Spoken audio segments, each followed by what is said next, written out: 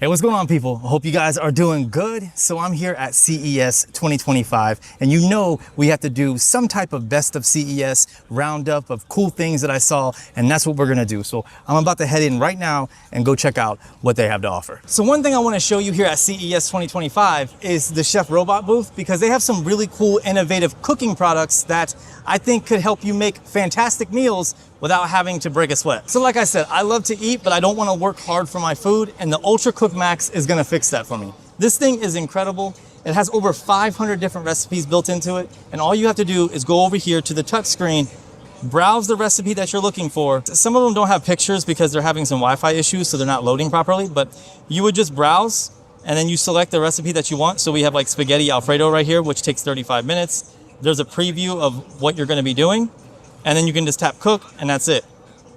Go back, we can try something else. So we'll just go way down here. We have baked French toast with ham and cheese, 30 minutes to cook, and then there's all your instructions. This thing even has a built-in scale, and the cool part is this is safe for even kids to use as long as they're being supervised, because it doesn't get hot. There's even like a steamer attachment that goes on top, so you can steam things while you're cooking.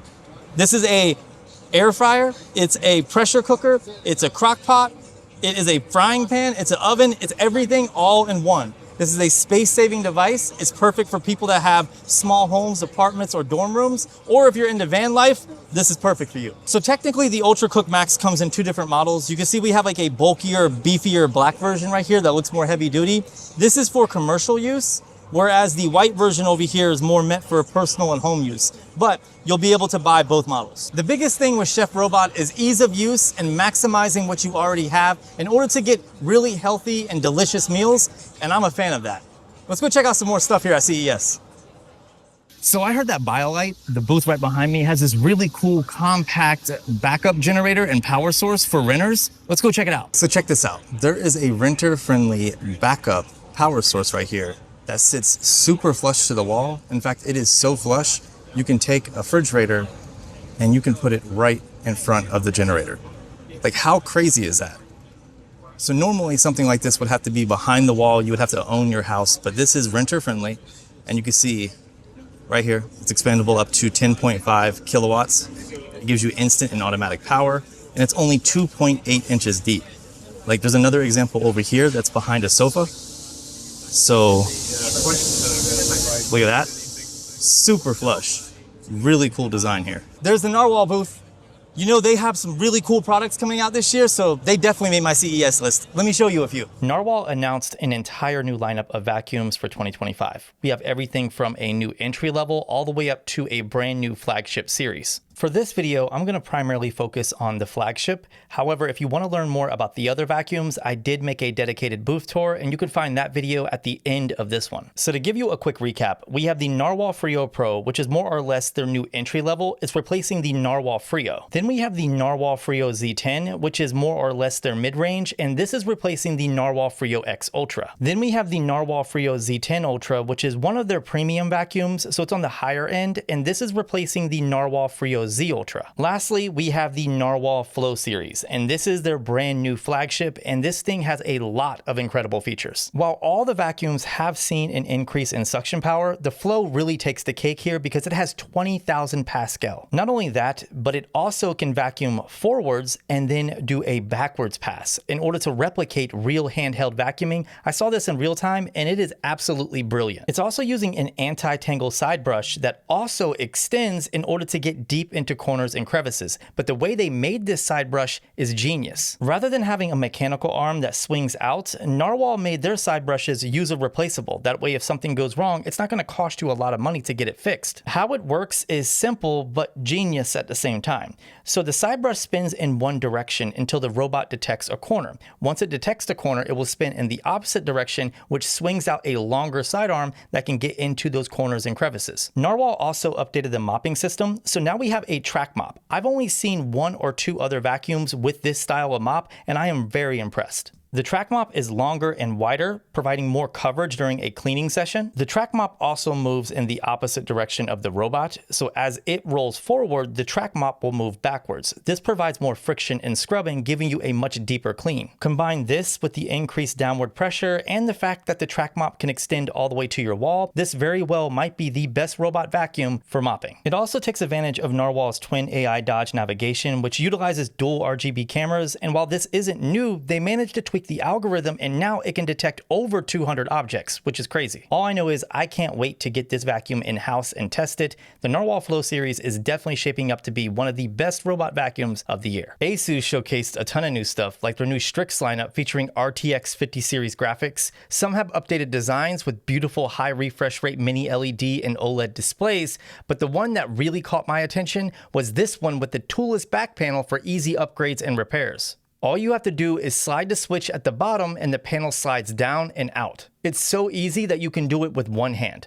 Underneath, you can see how accessible everything is, like the RAM, SSDs, and even the battery. The new Zephyrus G16 in its beautiful white color looks amazing, and it's aimed at creators who also game. It comes with a color-calibrated OLED display and up to an RTX 5070. I definitely want to try this one later this year. Let me know if this is something you'd be interested in seeing on the channel. They also showed off some other cool stuff like this transparent ultra-portable eGPU and this absolutely massive NPU AI gaming router with Wi-Fi 7. It's like the size of a coconut crab. Lastly, they had the Asus ZenBook A14, which weighs just over 2 pounds and features the Snapdragon X Elite processor. It's made of Ceraluminum, which is Asus's own take on a high-tech ceramic. Rather than sandblasting a color on the shell, they use a special process that involves a combination of electric current and mineral formula. The final color depends on how long the parts are put through the process. You will definitely be seeing more of this laptop on the channel later this year, especially the new beige color that they unveiled at CES. So I'm at the LG booth and they have some really cool stuff here at CES 2025, including right behind me. This is the world's first 5K 2K OLED bendable display. Let's go take a look. So here it is. This is the world's first 5K 2K bendable monitor. It has a curve of 90R. The resolution is 5120 by 2160. And it has 2 different refresh rates. So if you're using this in WUHD mode, it has a refresh rate of 165 Hertz. But if you drop the resolution down to WFHD or Full HD, it is 330 Hertz. It curves in 5-degree increments, and you can do this 3 different ways. So it will come with a remote. There's also a joystick, or it has gesture support, because on the bottom, there's actually a sensor or camera down there that can detect gestures. So if you were to take advantage of the gestures, the sensor is located down here on the bottom. They're still working it out, so we can't demo it, but man, that is super cool. So what do you guys think of the LG Signature OLED T? It's basically like a transparent OLED, and it is beautiful. Look at that. So this microwave is absolutely incredible. I mean, this thing has a 27-inch touchscreen on it. It has multiple cameras, so you can see inside whatever you're cooking, and then you can take a picture, record a video, and then send it to social media. It also has another camera underneath it that will show you whatever is happening down below, and it links to the oven, so that way you can see what you're cooking in the oven. And it has a front-facing camera, so that way you can see yourself. You can watch TV. It has 2 speakers. Man, I gotta get this thing. So I'm at the TCL booth and they have these little AI robots. They look like a direct competitor to Samsung's Bali, I'm assuming. But I'm not sure exactly what they do, but they are kind of adorable. I mean, that is pretty cute. Oh my God, I just realized that the eyes blink. That's kind of creepy. Why are we together? Would you guys put one of these in your home?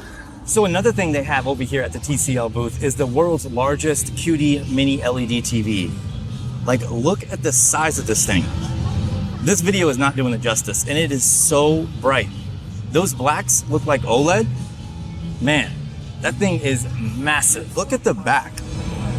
Like, my goodness. I feel like the HDMI port should be like the size of a foot. Like, look at this.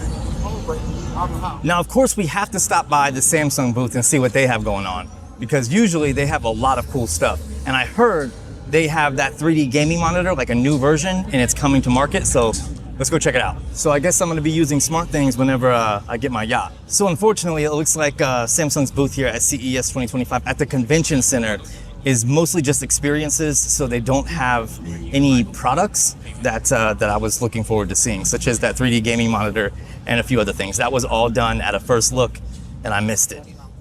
So one of the cool things I've been wanting to check out here at CES was the Afeela, which is the partnership between Sony and Honda. It was unveiled last year, but I've been told, and many others, that it's actually coming to market this year and you're gonna be able to buy it.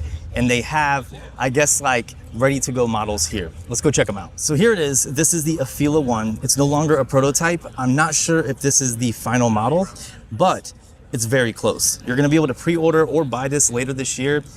The pricing starts at around 89 to 90,000, and for the higher end, it goes all the way up to 103,000.